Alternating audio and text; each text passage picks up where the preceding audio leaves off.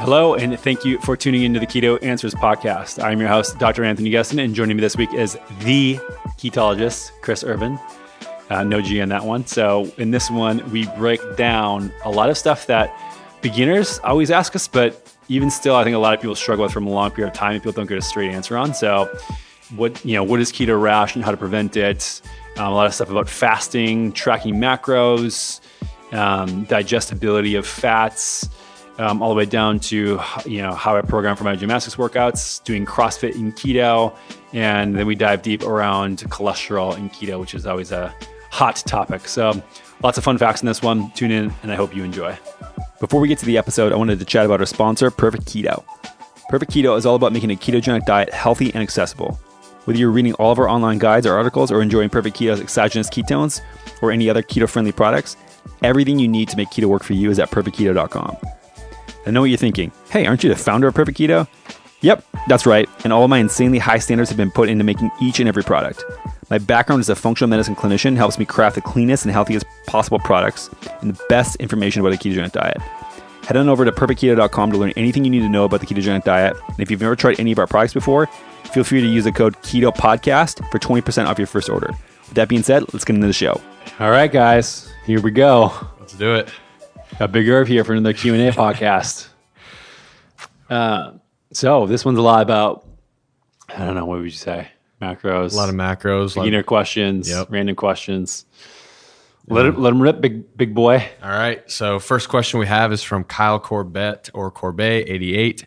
Any recommendations for someone starting keto who has a difficulty digesting higher fat foods? Ooh, yeah. Question would be, how do you know you have a difficulty digesting those high fat foods? A lot of times people actually go from a processed food diet to a lot of plants in animals and actually feel, because they up the fiber amount, like they're not digesting the fat enough. Does that make sense? Yep. There's a lot of different reasons why you could feel like you're not digesting something. Like, are you actually doing a stool test and you have different enzymes and things like that elevated that show that you're not digesting the fat? Like, how do you actually know? Let's assume no and continue this question on the information that we have that is confirmed we're not digesting high fat foods from some lab test. Then I would say digestive enzymes would be one, just kind of like that's an easy way to think about it. But another one would be like, are you just eating too much fat? Mm-hmm. And so I really tough to know here without knowing what this person's actually eating. Are you like going from eating a low fat diet to eating a ridiculous amount of fat? Like, you go from 20 grams of fat a day to now 200 grams of fat a day? Yeah. I've seen a lot of people do that. And of course, you're going to feel terrible. Like, your body needs time to kick it up into gear, and your gallbladder needs time to start making some of these enzymes that break fat down. So yeah, I would say like going with just search on Amazon fat digestive enzymes, and a lot of them will be, just fine. There's a lot of different ones out there, but I don't have any off the top of my head that I recommend. But ultimately, the question is like, are you eating too much fat just in general? Yeah. Like, do you need to eat that much fat? 2, do you know that it's the fat that you're not digesting and not something else? Mm-hmm. Because you made a diet switch, you might have different foods that you're reacting to that you don't know about. And then 3, like if it is a moderate amount of fat and you've narrowed down to actually fat, then just use some digestive enzymes. Mm-hmm. Some people just don't digest fat well. Like, check your genetics. Mm-hmm. There's a lot of polymorphisms. If you do 23andMe and then pour into like Prometheus or Rhonda Patrick as a tool, foundmyfitness.com, there's some in there that show like, do you digest fat well, yes or no? And if the answer is no, my mom actually started a ketogenic diet recently for whatever time. She actually doesn't have a gallbladder. She's always had an aversion to fatty food. I remember even growing up, we'd have like fatty cuts on meat and stuff like that. And she's like, I just can't stomach that. Yeah. Tried doing keto. Felt like shit. Was getting a lot of pain in her side, like where her gallbladder is actually. Got a genetic test done. Like, she has like every single polymorphism. Wow. Not being able to digest fat. And it's basically like, don't eat fat for every single thing. And so that's my answer. Any feedback on that one? Yeah, I think because of like the demonization of fat, whenever we switch to a high fat diet and we experience any problems, we tend to relate it to that. But like you're saying, I think a lot of it is people over consuming vegetables or maybe over consuming some of these keto products that have some fibers that can be upsetting your stomach. So or sugar alcohols. Yeah, sugar alcohol. So I think that if you're somebody who is experiencing any digestive issues and you've just started keto, I would challenge you to pull it back and just start eating meat. Eat fatty cuts of meat and see what your body does. And if you're responding fine to doing that, then it's probably not the fat that's causing the problem. It reminds me of a good thing too. Of like, obviously we have MCT oil, MCT oil powder, exogenous ketones, but if you're cranking on tons of this stuff and you haven't been keto adapted before, man, even that type of fat can light you up pretty good in your guts. And so maybe you're going too far off the deep end here. And if you want to use those products, it's totally fine. But just start like a fourth, or like stop using them for a little bit and see if that's what's going on. And if that's the case, then ramp them back up slowly if you want to use them for targeted reasons. I remember when I first started taking exogenous ketones 4 years ago or whatever. I was just blasting out in the toilet, man. It's brutal. we had a question. I think it was like Q&A episode number 3 or 4. Eskeller asked, I think what it was. Like how do I keep shitting myself or why I'm shitting myself? It's like, this is the reasons. Like you may just be having that reaction too. So if, another way to just tell is like you said, just eat real foods. So eat animal products, get your fat from that. And common plant sources, if you want avocado, olive oil, things like that, that's fine. But some of these, keto bombs and things like that with tons of erythritol, even MCT oil can light you up pretty good. So, and I think one other thing to add to that is considering your fat sources too. So if you're having a lot of dairy, a lot of processed dairy, that could be something that's giving you an issue. If you're somebody who's having a lot of like salad dressings loaded with vegetable oils, that also might be causing you to have some gut flare-ups. So make sure that the fat that you're talking about here is high quality fat too. Truth. All right, next question we have is from the Mermaid with Muscles. That's a great name. Is a phase of tracking macros for keto beginners to learn balance helpful or pointless? Ooh. I know you like this question. I do like this question. Yeah, I'll let you rip on this. Okay, so I believe that for the majority of beginners, tracking macronutrients is not necessary because I think that making the big dietary change that is keto can be stressful enough for people that adding tracking macronutrients on top of that may make it seem a little bit less sustainable and harder to stick to. And I believe that for the majority of people out there, especially the ones who are coming from the standard American diet, just sticking to the approved keto food list is going to be just enough to get you where you need to be without tracking macronutrients.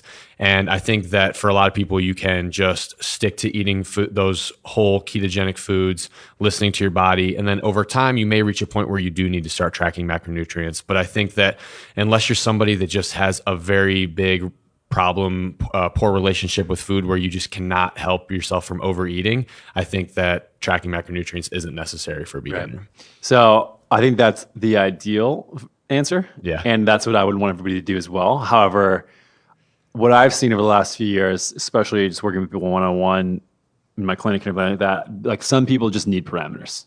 Yeah. And if you're one of those person, you just need set rules, or else you'll question every single thing you're going to put in your mouth and you freak out over it. And if you want rules, go use whatever macro calculator you want. Like ours skews a little heavier on the protein side, so does the Keto Gains calculator. Those two I think are my favorite. They're probably fairly close. But just make sure you're not using a keto calculator that is giving you a really low protein amount and a really excessive high fat amount. Like you don't need to eat like that. You do not need to worry about protein taking you out of ketosis.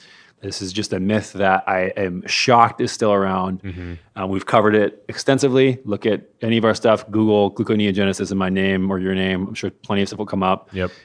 Read that if you want, but just make sure that, if you go from whatever diet you're on and go to a low protein diet, that's always going to be the worst diet for you. That's my opinion. Yeah, I think that brings up a good point, that if you're somebody who maybe you started keto and you're not doing the macro tracking, but you're starting to experience some side effects like fatigue, impaired mood, you're not training well or recovering well in the gym, that's probably because you may have some sort of imbalance in your macronutrients. And then I think it is worth it for you to take a step back and do more tracking. Yeah. So it just depends for the person and the goal, in my opinion. So is it worth it to track for macros? Like all these questions, usually it depends. And it depends on your goal and your personality type. If you want a lot of rules and you're especially looking to dial in, like remove the variable. And we'll get this question later about fat loss. you're trying to remove the variable that you're eating too much, which is one of the variables, I think, around eating and fat gain and fat loss, then do that. By all means, it's not, I don't think it's going to kill you. And it's not, but like, usually it's just more work than it needs to be. And you need to focus on changing different habits rather than like counting obsessively your food. Right. Agreed. All right. Next question we have is from Paula_A96. And it is how to suppress hunger without breaking IF. So intermittent fast. IF is intermittent fasting. The question I would ask here is why? Like, everybody thinks at this point, fasting is something that they have to do or else. It's a magic bullet that's going to cure them everything that ails them. It's going to make them lose fat and fix their metabolism and all this stuff. And I generally don't buy that. And I'm not a fan of chronically suppressing your hunger or like chronically being hungry. I think it's a stress to your body like anything else. And I think that stress 2 million years ago, 200,000 years ago, 10,000 years ago was not a big deal if you were to go hungry for a long period of time. And I think that we find a lot of these things. But I think that generally speaking right now, if you're a stressed person, and you're trying to do a lot of fasting and you get hungry and you don't eat, it's a stress response to your body saying, we don't have food. This is a time of scarcity. And it fucks everything else up. Right. If you're totally fine and you're like an easygoing person, you don't have a lot of stress, go after it and stress your body in these ways. I just noticed for myself, running this company, having a lot of stress, if I push workouts too hard and I do a lot of fasting, I am done for. I'm like no energy, no mental energy, no physical energy, nothing. I just bury myself. Right. So the question is like, why are you trying to suppress hunger? Like, if you're hungry, eat. And that's my philosophy. Yeah. If you want to do some longer planned fast for very specific reasons and you're not in a time of stress, then I think that's totally fine. But generally speaking, I just think people are fasting too goddamn much. Yeah. I think people are trying to force it in. They're not doing it naturally. They're not doing it in any normal capacity. It's like, every day I'm going to do this, 18-6 window and like have this thing. And I don't buy it. I think it's ridiculous. Like if you fast, inherently there should be some sort of randomness baked in there. Yeah. Yeah, I agree. And this is coming from, if you would have asked me a year ago, I was on the other team where I was definitely somebody fasting, intermittent fasting every day. Fasting clock set up, your fasting alarm. Yeah, just doing it. Okay, you got to fast for another 32 minutes. Yeah, I can't break it. You can't stop early. But one of the things that I've noticed from doing that is that I suppressed my hunger so much that, being somebody that wasn't tracking macronutrients either, I started noticing that, I was only eating, and I'm about 200-ish pounds, and I was only eating about 15 to 1,800 calories a day, exercising twice a day. And I was doing that every single day. And my hunger was so suppressed that like I just wasn't experiencing. That's why you're so jacked. I was just wasting away. The bigger of diet.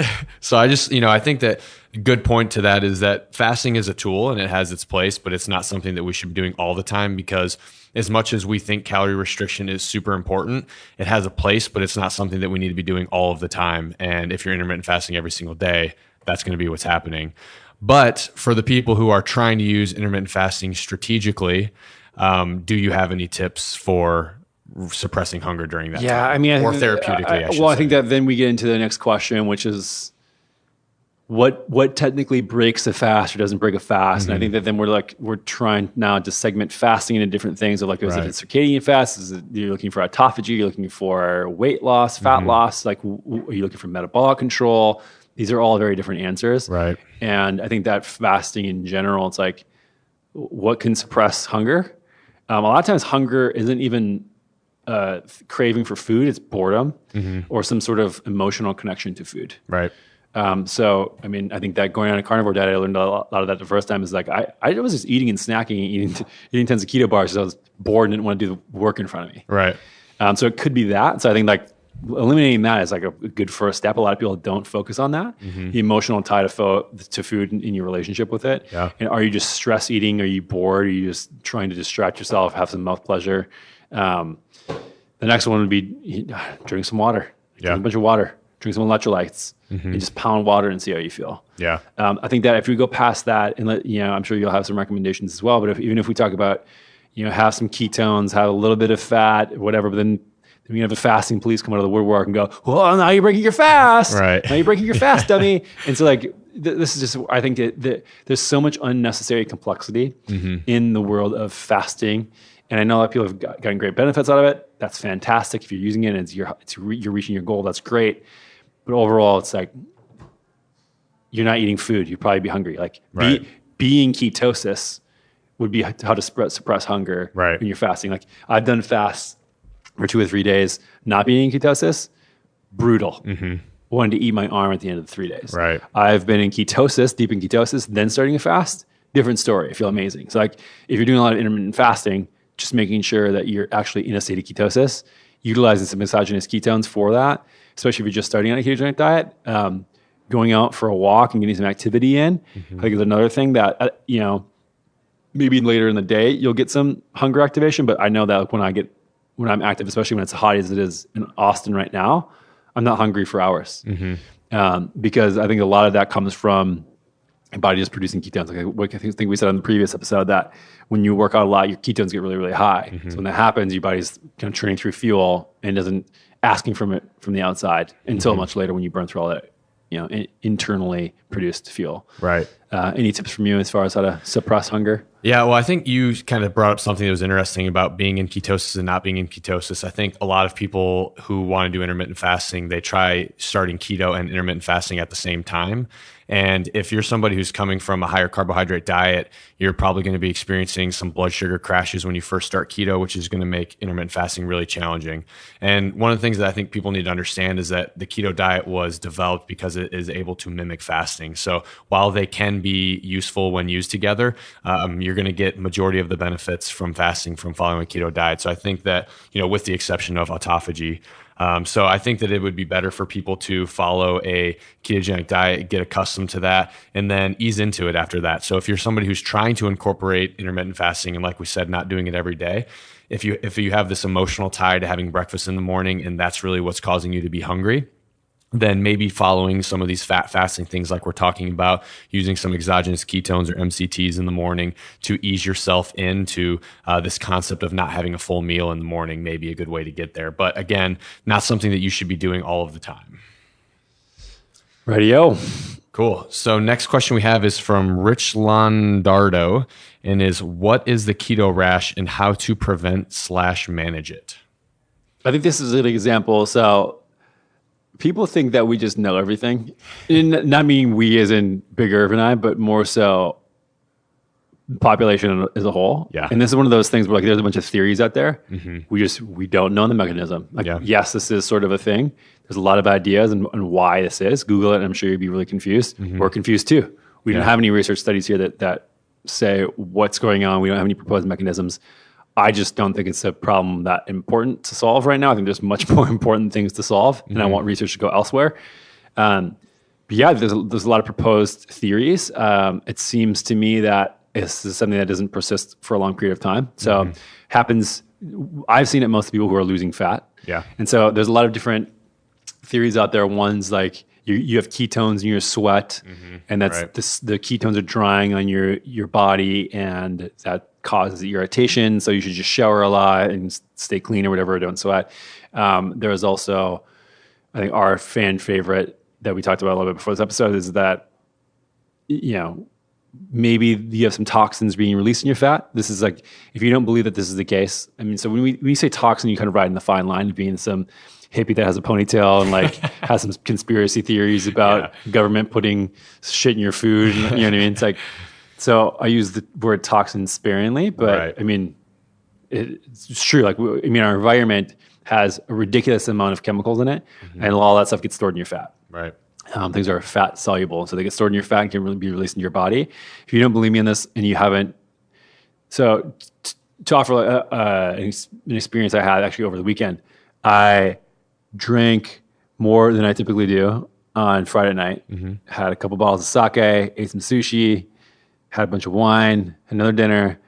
It was fun. It was great. Yeah, I'm human too. And so over the next day, I was in the sauna, and my sweat smelled so brutal. Yeah. And it's not because I had more ketones. It's because of excreting all this bullshit that I put in my body. So a lot of times when people have many, many years of fat accumulation, they can store a lot of these things in their fat. And so my theory is that you're releasing a lot of this stuff in your sweat when you do sweat. And then that's the stuff that's irritating you, not necessarily through your sweat pores, is how you excrete all that stuff. This is why one of the reasons why sauna, especially infrared sauna, is so amazing in my opinion. Like I noticed that my sweat smells differently in times like this in an infrared sauna than a hot sauna. And I've even seen research studies that show when you're in a hot sauna, it's like 98% water, 2%, quote unquote toxins or other particulate. And when you're in an infrared sauna, it's like 80-20. So 80% just water and then 20% stuff that's stored in your cells. Wow. So that's why, it's a huge reason why I use an infrared sauna. I don't feel like I get any more benefit out of using a super hot one. But yeah, it just sort of makes some intuitive sense to me. Again, we just don't have this proven out that we don't have a clear answer. But it's likely that you have some fat to lose. You've probably had a shitty diet previously, and your body's sort of cranking through that stuff. That's my thought. And I think you have this similar opinion. Yeah, for sure. I mean, if you're somebody who's coming from a diet that's, very high in processed carbohydrates, there's going to be a lot of a lot of things that you're going to be taking in that can be causing this problem. And, if you're constantly spiking your insulin, then you're not going to be burning fat very often. But when you start a keto diet, you are, suppressing insulin and burning fat finally. So those things actually have an opportunity to start coming out now. And I agree. I think I probably tend to lean more towards that being a cause. But, I also see that it's not the most common of like the keto flu symptoms. So that's why I'm a little bit, I'm kind of take a step back and say that it's one of those things I just don't feel confident in knowing the exact reason for, because it's not something that pops up in everybody. And, most people are putting these horrible foods in their body. So I think, with the question of how to prevent and manage it, I don't know that you can prevent it, but I think for managing it, it's probably just going to be one of those things where you need to treat the symptoms a little bit. If you have really dry, ashy skin from it, then you should probably try to find the right kinds of topical lotions. And we have a podcast episode. Yeah, Alitura. I'm a big fan of Alitura stuff. Yeah. And I think that the biggest thing is just make sure you're eating really high quality food. Yeah, for sure. Like hit an infrared sauna a couple times a week when you're switching to stuff, if you have access to it. Eat high quality food, exercise. Get your blood flowing. I haven't seen anybody have this being a debilitating thing. I know some people that have even used keto, paleo type of stuff to treat psoriasis and still have that, and like eczema, and like that stuff is way more than anyone I've ever known to have this keto rash. So, right. It's not like maybe there's some people out there that have really awful cases of it, but I haven't seen it be something that impedes anybody with your life. So it's like, eat real food, eat whole food, try, if you're losing weight, just accept that this might be a thing until you stabilize. And that's my suggestion. Agreed. So next we have 3 questions coming from Brooke Nicole Swim. Yeah, these are all kind of related, but I thought that these are just questions that I generally get all the time. Yeah. So the first one is how to lose fat without forming unhealthy, bad relationship with food. So I think this is just an assumption that comes to play from how people have learned to lose fat in our society, which is eat shitty food, then starve yourself, and then you lose fat, and then go back to eating that shitty food. And then you're not fat anymore. And there's like cycle in between that back and forth. Right. Yo-yo. And that, like, just my answer for that is to think about this in a way of like, okay, if you have fat to lose, like, why is it the case? Yes, you're eating all that shitty food, but like, replace that with real healthy food and stuff that works for you that you actually enjoy. Yeah. I don't know why that would be a bad relationship with it. I think if you're yo-yoing and going back and forth and binging and purging and doing all this crazy stuff and like just starving yourself essentially, like that's like, I would never recommend that, no matter what the diet, no matter what the plan is. Right. Ever. Yeah. I think that's a big point too, is that a lot of people, when they start a ketogenic diet, they focus so much on what they're taking out of their diet, but they forget to replace it with what they're supposed to be putting in their diet. And if you're fueling your body correctly, then I don't think you're going to develop this poor relationship with food. Yeah. So eat nutrient dense food and eat a lot of it. And you don't need to starve yourself on a ketogenic diet to lose fat. It's just something that we've seen time and time and time again. And so, don't starve yourself. Don't go on extreme diets. Don't expect to lose 300 pounds in a week because you heard some success story about it.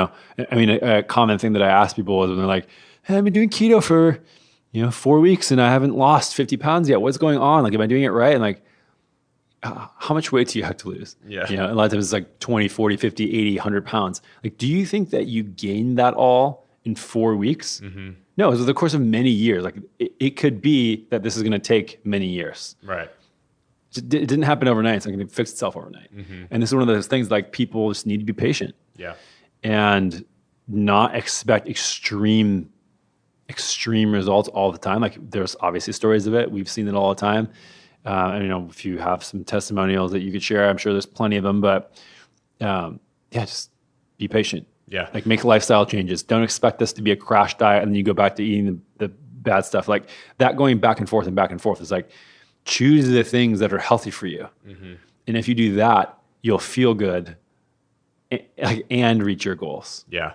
I think a big component of it too is kind of understanding yourself. So kind of going back to one of the first questions we had about like tracking macronutrients and stuff, and this is why sometimes I lean away from tracking, is that I think for some people, the second you start putting numbers on something that you are only allowed to have this much of this thing today, I think that does tend to lead to a poor relationship with food. So if you're tracking macros and you're finding that that's leading to you feeling very restricted, then it might be time for you to kind of lift that rein up. And, one of the things that we know is that while calories do matter, on a ketogenic diet, they seem to matter less when it comes to weight loss compared to other diets. Yeah, so, I know the studies on hand, but I've seen, a handful now that show isocaloric versus hypercaloric, like hyper meaning more calories on a ketogenic diet. You have the same fat loss as less calories on a standard diet. Yeah. Yeah, so it's pretty clear that it's not something that you don't need to, like we were saying earlier, starve yourself to achieve fat loss. The problem is with this stuff, and we'll get to this a little bit in the next question as well, is we don't have the full picture about why this is. Like we said earlier, like we don't really know Keto Rash stuff down to it. And we also don't really know the exact mechanisms of why people seem to have more fat loss in a ketogenic diet eating more calories. We don't know. Yeah. It could be modification of hormones. It could be different energy systems. It could be using fat for fuel. We just don't. We don't know. Yeah. We know that it works, and that's the case. We don't understand the mechanisms yet, unless you have some new info for me. I do not. But yeah, a lot of the stuff, like people will refuse that it works because if they don't understand it. Right. And I think that's ridiculous. Like if it's working for people and we have that evidence, but don't understand exactly why, and we're just chasing mechanisms all day long, that's fine. Like if you don't want results, don't get them. Right. But try it out, see what works for you.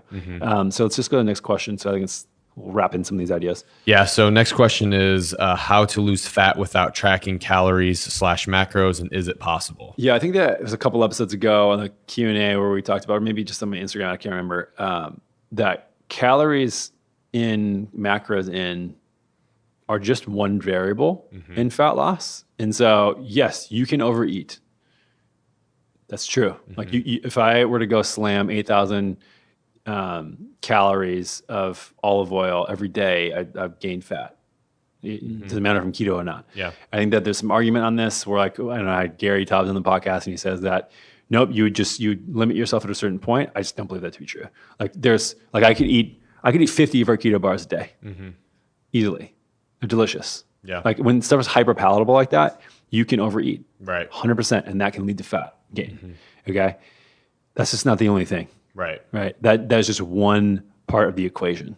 So, I mean, if you remember back to algebra, A plus B plus C plus D equals Y or whatever, like calories in, calories out is A. Yeah. It can matter, but it's not the only thing that matters. Right. And I know we're going to get a lot of calories in, calories out, clown car folks, trolls coming out of the woodwork saying how fucking stupid we are. But my favorite people. When it comes down to it, it's just what it is. So we have a lot of hormones that regulate stuff. Like how to lose fat without tracking calories, macros. Is it possible? Yes, I 100% think it's possible. Like we've seen that happen with a lot of people. And whether that is that they're eating whole foods and because they're so satisfied for whatever reason, more fat or whatever, they're eating less, whatever. That means they're not tracking. So even if you're calories in, calories out, folks, it's like, you see, it's still calories. Like, that's fine. Doesn't mean you have to track everything and measure everything. And so, of course, you can do it. If you want to make sure that you're eliminating this as a variable, then you can track. That's also not bad either. Right. But if you're tracking stuff and you're not losing fat still, then it's probably something else going on with your fat loss. Sleep, stress, hormones, like food choice, all of this stuff matters. Yeah.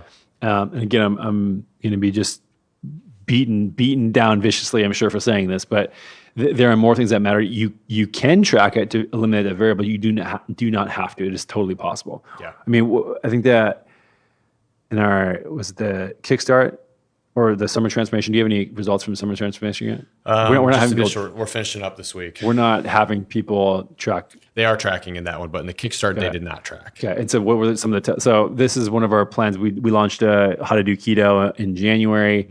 It's 30 days long. People didn't track what they ate. Yep.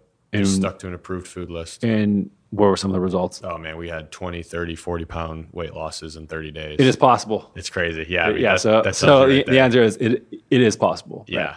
And so I think that there's a lot of different mechanisms of why this is. I mean, I think that honestly, I think the best way to go about this is why the carnivore diet works so goddamn well, in my opinion, is because you're eliminating the hyperpalatability of foods. And so even if you're eating a whole foods diet, but it's really, really good.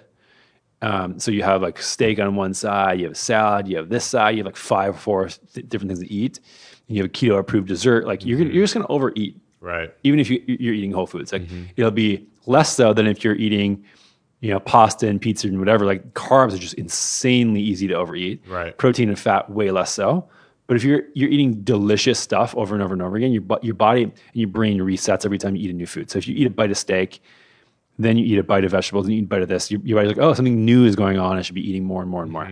But if you just eat one food, like I kind of want to launch like a single food diet book or something like that. Like eat whatever fucking food you want and just eat only that food. Yeah. And I guarantee you'll lose fat because you just get bored of it. And this is sort of like what happened with a carnivore diet for me is that eating meat all the time is like, I love meat and I enjoy it.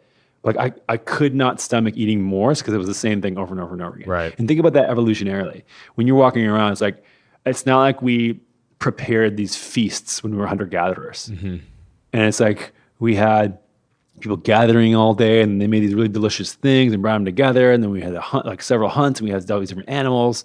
I understand like that was not the case. I mean, I would say I'm not a hunter-gatherer, so I don't know, but I can't imagine that we did that and then seasoned everything so to taste amazing as well. It just didn't happen. Right. So like don't season if you want to not track and lose fat, eat one thing and don't season it. Yeah. Just eat pork chops and don't put any salt, don't put anything else on it. Don't put any seasonings on it. Eat boiled pork chops. Yeah. Eat only that. See what happens. Yeah. Eat just avocados. See what happens. Yeah. Yeah.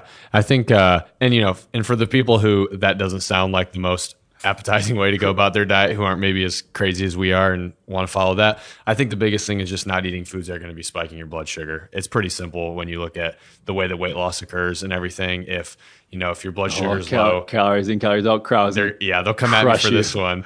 But if blood glucose is low and insulin levels are low, you're burning fat. That's just the way that it works. When you spike insulin, you blunt fat burning. It's a pretty simple concept. So if you want to track something, I think it would be much better for you to track your blood glucose than it would be to track your macros, and pay attention to the foods you're eating and make sure that you're not stimulating insulin from the foods that you're having. And that's going to be a better way to choose which foods are best for losing weight. Yeah, and we've done a whole podcast on this before about how to break through fat loss plateaus if you want to. I mean, we'll link to it in the show notes, but it's something we've covered extensively before. Next one by Brooke is... Yeah, so how do you make keto a lifestyle and not feel like you're missing out? Yeah, I mean, I get this question all the time. Big one. Or like I tell someone that I eat keto-ish, or like we have a keto company and we're helping people with keto. Like, oh man, I can't. Yeah, I can't do. I could never give up rice. Or like, bread. I could never give up bread. It's just too good. Yeah, I think if you're at that point, you just haven't prioritized health as a value yet. Yeah, I think something that's completely what it is. And like, if you think you're missing out on eating Doritos, you just don't care about your health more than you care about your mouth pleasure. Right. That's just what it is. And not to sound facetious to Brooke here and like try to judge values or anything, but like, I just don't consider that stuff food because I care so much about how like my physical and mental health to me are way more important on the food chain than mouth pleasure. Right. And yeah, stuff is delicious. And I think that, when I travel, for example, and I said earlier in the podcast, like I had sushi the other night, but I'm also like, the question is like, are you using keto as a way, like as a lifestyle because you just enjoy it and you feel great? Or are you using it to like treat a disease? Right. Like what is your goal, or how far away are you from your goal? Like I don't have any goals and I'm like really far away from them and trying to approximate to. Like I'm not trying to lose fat, whatever. Like I use it because I feel good. I use it because I don't have to eat a lot. I use it because I think it's best for my metabolism. I do it because I think it's best for my risk of cancer. I do it because I like all the food. I do it because it provides me a lot of mental performance. I do it because it fuels my activities. Those are the reasons I do it. And if I eat rice one night, I have all those same benefits the next day. Yeah. If I was 300 pounds and I want to get down to 180, well, then I'm just not going to do it. You know what I mean? Like that's my goals are going to be my priorities. If that's what's important to me, I'm not going to be feeling like I'm missing out. Yeah. And that, I mean, I understand that for some people it can be hard where like, they're at a birthday party and everybody else is eating cake and, I want to eat cake too. But like, what is more important? And if you want to eat cake, then eat it and realize that like there is no cheat meal. There is no going on or off. It's like, it doesn't have to be this restrictive thing. Yeah. When I travel to Europe, I eat stuff there. So I eat tons of baked stuff when I'm in Paris. It's just what I do. Yeah. And I think that's a good point, is that if you want to turn it into a lifestyle, then don't make it a diet. And, Right. if you're always considering that the ketogenic diet is a diet that it's restrictive in nature, you can never come off of it, you have to follow it until you reach your goals, then it's going to be really hard to turn that into a lifestyle. But I think that if you are Anthony or Dr. Gustin saying here, is that it's okay to... You can call me Anthony, that's okay. Okay, Anthony. Now you guys feel like you know the real him. If you feel like you need to have a food, then it's okay to know that it's okay to get kicked out of ketosis. You don't have to be in ketosis all the time. Yeah. If, going along, it seems like all of these questions in this little group here all have to do with this healthy relationship with food. And what's probably a better way to attack having a healthy relationship with food is that if you are somebody who's really craving sushi, then you should go out and have sushi, and you should not let it spiral out of control, and you should get back on track and follow the ketogenic lifestyle the next day, knowing that it's okay to, have a carb. And I think that the biggest, takeaway here too is that it seems like everybody has this, everybody has their own ketogenic journey, and they come from different places. I know when I first started the ketogenic diet, I didn't probably break ketosis for the first 10 months that I followed the diet. I did not have over 30 grams of carbs. I was tracking, and I see that 10 months, bro. 10 months. First Thanksgiving, didn't break keto when I went back home. And it's just like, and some people are like that. They go, they know that they have to. I think maybe you didn't break into ketosis. No. I didn't break the keto diet. Yeah. Got it. Yeah. So, and I think some people have that journey, and then they kind of overcorrect the other way, where they start following a very lazy and sloppy keto diet, where they're having cheat meals every single weekend and they're always kicking themselves out of ketosis. I think it's just kind of finding that balance of like, okay, if you're traveling somewhere and you have a food that you want to try, if you're in New York and you've never had New York pizza before, well, you should probably try it if you're craving it. Yeah. Good, it's good. Chicago's better, but New York. I know I get out with that. But yeah, I mean, if it's a lifestyle, like the way I think about it is how your metabolic flexibility is. Like if you can get back in and out of it, and you can use it when you want to use it in a targeted way. Like at the morning after I ate all that sushi, I was in ketosis. I tested myself because I had a blood sugar meter on still. I was like totally fine. Tested my ketones, great. I had sushi again on Sunday. Carboholic over here. Yeah. I mean, Justin and I were just getting after it, man. And so before each. So also you look to learn how to deal with these things too, in your own individual way. So for example, before I did each sushi dinner, I did a crazy hard workout. And I think in the last episode, we talked about having your muscles turn into these sinks for glucose. And so if I know I'm going to eat glucose, I'm going to do a hard workout before, and all that stuff's going to be soaked up in my muscles. Yep. So like just complete draining, crazy workouts. And I feel awesome. Then I'm like in ketosis, and I've figured out how to make it work for me. Right. And that's the most important part, is like figuring out, like the lifestyle should be figuring out how it works for you. And if you notice that you eat, a croissant or sushi or whatever, and you feel like shit for 4 or 5 days every time you do it, then figure that's not like, is that worth it to you? Yes or no? Right. And like figuring out what works for you and what's worth it to you, and build your own lifestyle. It doesn't need to be a lifestyle modeled after some keto influencer person who says like, this is how I do it, this is the way you have to do it. Right. The lifestyle is figuring out your own journey, figuring out what works for you. Yeah.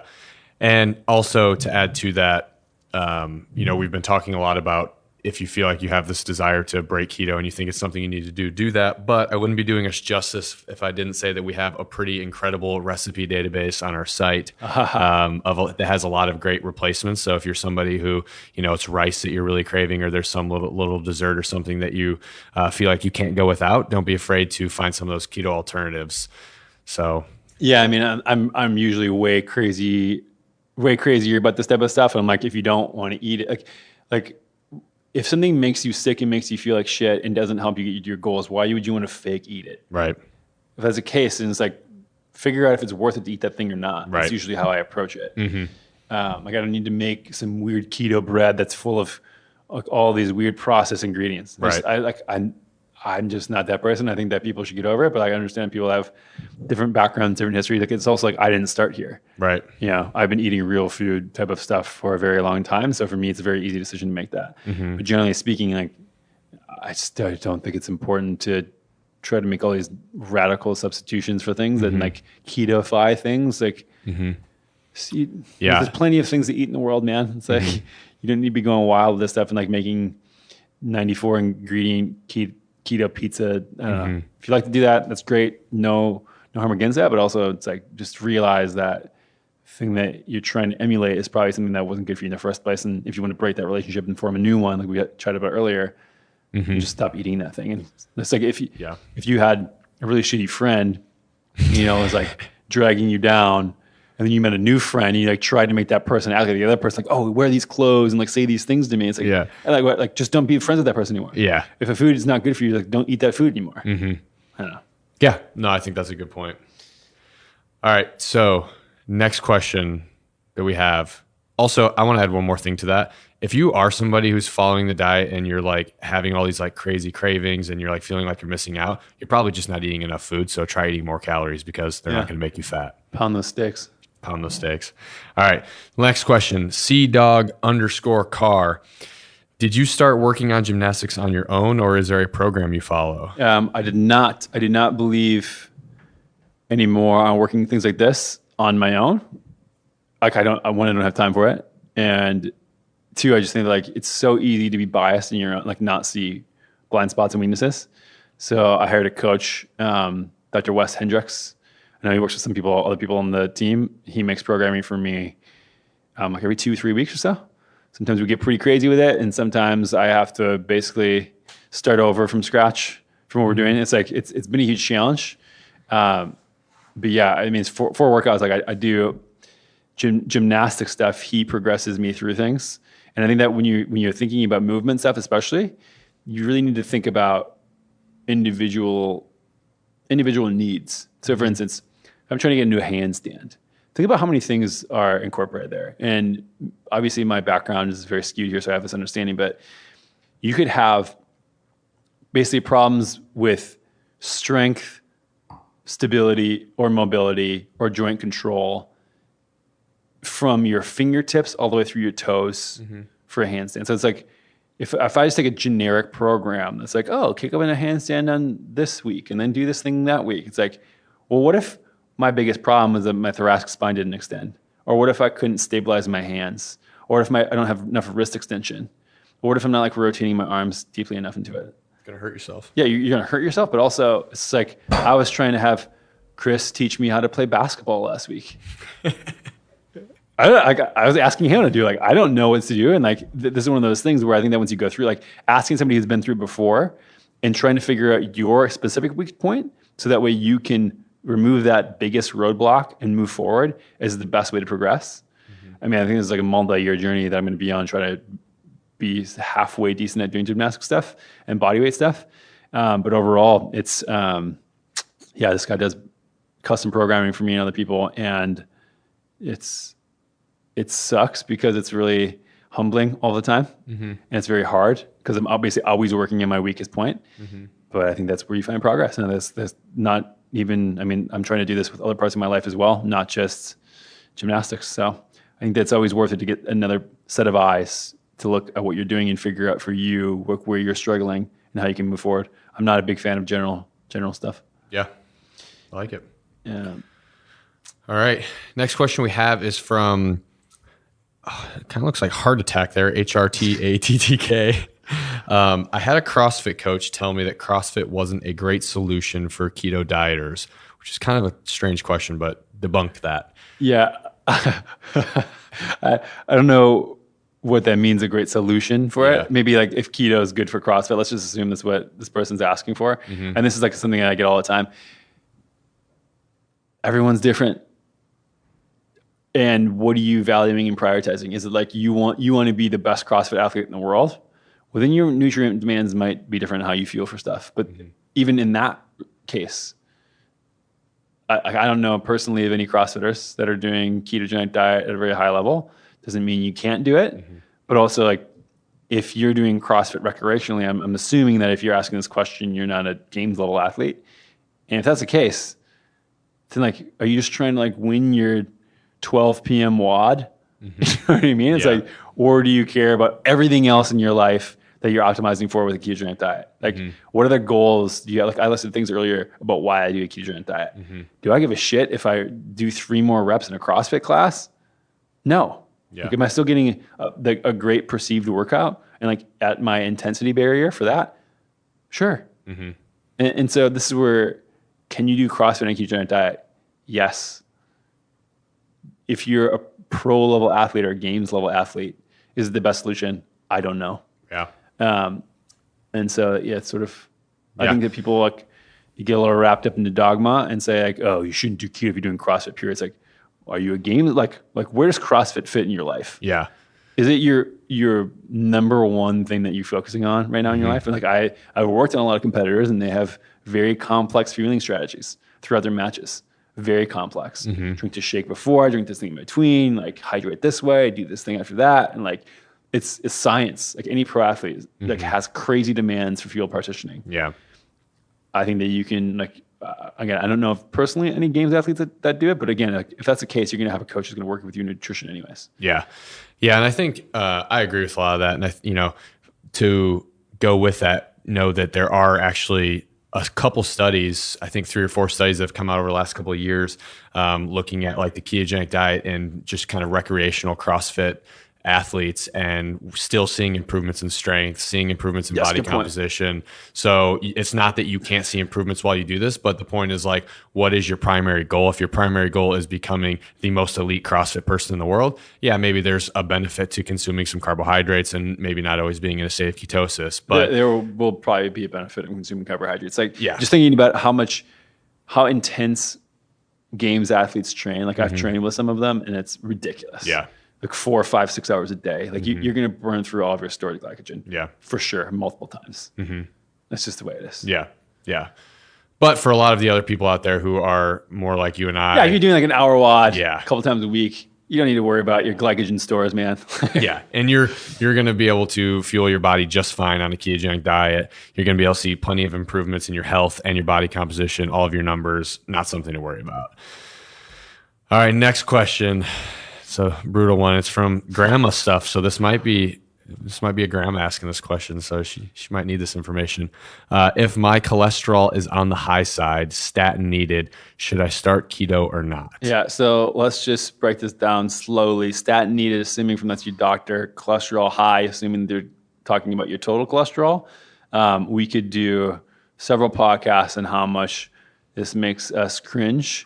Looking at total cholesterol and saying you need a drug for that. Brutal. I interviewed Dave Feldman for the podcast. I think it might be coming out either before or after this. I'm not sure.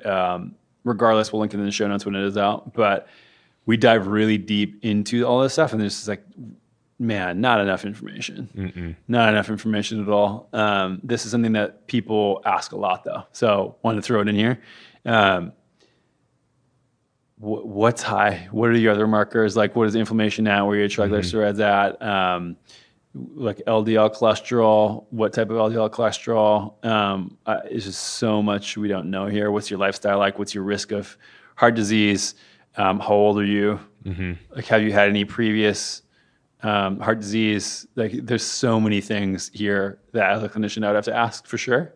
But I know that doesn't that you've really dug into a lot over the last few months. So if you want to take a rip at it. I mean, I think the biggest thing to think about first is the whole statin thing. So first thing, something a lot of people don't realize is a lot of the data on statins has been manipulated in favor of statins. So at a recent conference, Low Carb Houston, which there was a ton of cardiologists there, ones who used to recommend statins and have since seen the light on a lot of that stuff, talked about how when you actually break down a lot of the data, I know one of the first big statins that came out, they published some data showing that if you were on a statin and you had high cholesterol, you reduced your risk of heart disease by some percent, like I don't know if it was 36% or it was some pretty high percent. It was reducing your risk of heart disease. But when you actually went through and you cut down the data and you looked at it, there was actually about a 1% difference in only a certain group of people from taking a statin. Haven't they also had stuff like this where it says, okay, you reduce your risk of heart disease, but you actually increase all-cause mortality? Yeah. I mean, like you reduce risk of heart disease, but you increase risk of dying from everything else. Yep, that's exactly right. Okay, I'm not going to have a heart attack, but I'll die from something else sooner. Yeah. Probably not the best choice. I mean, look, I think that when it comes down to it, this is a very complicated topic, and we just don't have enough information here. I think that there is some valid concern about that we haven't gotten a lot of data on. We don't have a lot of reasons. So, I mean, Dave Feldman's argument is that if LDL is high in isolation, but you have low inflammation, low triglycerides, and this other constellation of markers, that your risk of heart disease is actually very, very low. He doesn't really know the mechanisms why. He says that it can be a transport molecule for different things. And then there's some other people who argue that, regardless, if you have high LDL, LDL is necessary for heart disease, but that's not sufficient for heart disease. So you need it for heart disease. If it's high, it could lead to heart disease. It could be there. So the question is what do you do? Right. Yeah. Everyone has a choice to make. We don't have the answers yet. And so obviously we can't give any health advice like that on here of if you should go on a drug or not. Right. But I would say any time that you have an intervention of taking a drug or not, let's stop and think about why is the cholesterol high in the first place? And I think we need to dive a little deeper on that type of stuff. Yeah. And if you're not on a keto diet, but you're on a Twinkie diet, well, yeah, you probably start keto. But if you start keto and you're chugging down, 8 cups of vegetable oil a day, that's not going to help you either. Right. And so keto isn't a magic bullet for anything. I'd always recommend anybody with this type of stuff to get an NMR panel, which is a different way to look at your lipids and your cholesterol in general, triglycerides, inflammation. Work with somebody who actually cares about nutrition, doesn't try to just put you on a drug, and ask for alternatives. If they're just saying your cholesterol is high, you should take this drug. Keto is not going to save you. You need to find a better doctor. Yeah. You need a better team to help you manage your health condition. And that may be a problem. That may not be a problem. So I'm not of the, I know that there's a lot of people in this camp that go, oh, fuck, cholesterol doesn't matter. It just doesn't matter. It does to some degree. If you have a lot of inflammation and you have a lot of LDL floating around, not a combo. Right. And so that could be the case in this person. We have no idea. And so a lot of people, I think, of these low carb communities and stuff like that, you sort of self-select for extreme views. And they've had to sort of buck the trend before to go, carbs are okay, carbs are evil or contributing to all these different problems. So there's sort of skeptics of any sort. So I think they take things around drugs and everything to extreme. But it's also just saying your cholesterol is high and you need a statin is also extreme. Yeah. I think that's far too simple of a view. And it's if the single point that your cholesterol is high and that's the only thing that you're looking at, and the answer to that is that you're being prescribed a statin, that's probably not enough of an in-depth look at other things. Like you're saying, there's a lot of other things that you should be testing. And like Dr. Gustin said here, we probably shouldn't be, like Anthony said here, we're not going to make recommendations here, but there are some really great cardiologists that you can check out. So people like Dr. Nadir Ali is a really great cardiologist who has some great information on this stuff that you guys can go check out. And there's a couple other that we can link to, I'm sure, in the show notes. But just knowing that we're still trying to figure this stuff out. Like we talked about earlier, we don't have all of these answers locked down, but just simply looking at it as I have high cholesterol, that doesn't necessarily mean that you are at an increased risk. There's a lot of other things that you should take into consideration. But regardless, assuming that you are not following a keto diet, I think that keto would probably be a good place to start if you're consuming a processed. Asterisk, whole foods, Whole foods. low inflammatory diet. Yes. Because you can chug canola oil and be keto. Right. And have ketones in your bloodstream. Like ketones in general aren't going to save you. Right. And that's where I think that really, really, really needs to be highlighted. Like, and nutrition in general isn't always going to save you. Yeah. If you're sleeping 4 hours a night and super stressed out and being sedentary and smoke and drink all the time, but you're keto, of course you're going to be all messed up. Yeah. Like health isn't just a one-dimensional thing. Like you need to address all these things, and there's so many different factors. So again, like build a team that's on your corner, and not just saying you have high cholesterol, take a statin, which is unfortunately the majority of doctors. Yeah. So yeah, good luck, Grandma. All right. Next question we have, and this is a real in-depth one. It's gonna be hard to unpack this. Cornell Serrato says, pizza or tacos? Man, I am a taco guy comparing pizza to tacos. Pizza's just all dough, man. It's all bread and dough. Whereas and it's sort of like roughly the same. It's like bunch of dough, red sauce, cheese, and then you can sort of get fancy with some of the things on top of that. Yeah. Tacos, on the other hand, man, those can get crazy. You can get extravagant. You can get extravagant. You can change it up. There's variety. Way more meat heavy. I'm a big meat fan. So you can load it up with meat. You can load it up with guac. You can have all these different ingredients, different salsas. You can really get. It's be interesting. It's a little more of a craft experience to me. You can get blue corn tortillas. You can get regular tortillas. Yeah. You can do a taco bowl. I don't know, man. I think that tacos are the winner for me, hands down. In Austin, for example, my two favorite tacos. One's Veracruz, not far from your truck. Yeah. Good breakfast tacos. Phenomenal. I'm not a big breakfast taco guy. I know some people like those. I just rather just eat eggs. And then Valentina's is barbecue. Okay. They have barbecue tacos, but it's sort of like barbecue / Mexican. So it's brisket, carne asada and stuff. It's phenomenal. It's like the best tacos I've ever had. Yeah. Probably. Incredible. Love, like I said, going to Mexico City, crushing really awesome tacos. So yeah, I'm a taco guy. Yeah. I think for me, it depends on what we're comparing here. So if we're comparing an American taco to if I had to, Dude, bro, we're talking about I just referenced Mexico City. So if you want to say you're going to go to Italy and get pizza. Yeah, I mean, that's kind of the big difference for me. So I think the two pizzas that I think I would choose over any taco would be any pizza that comes from Italy and then Chicago deep dish pizza. Yeah, but it's just straight dough and cheese. It's a lot more cheese than dough, but it doesn't mean it's not good though. It's still a good experience. Yeah. Basic. What would you go with if you're talking about toppings on your pizza?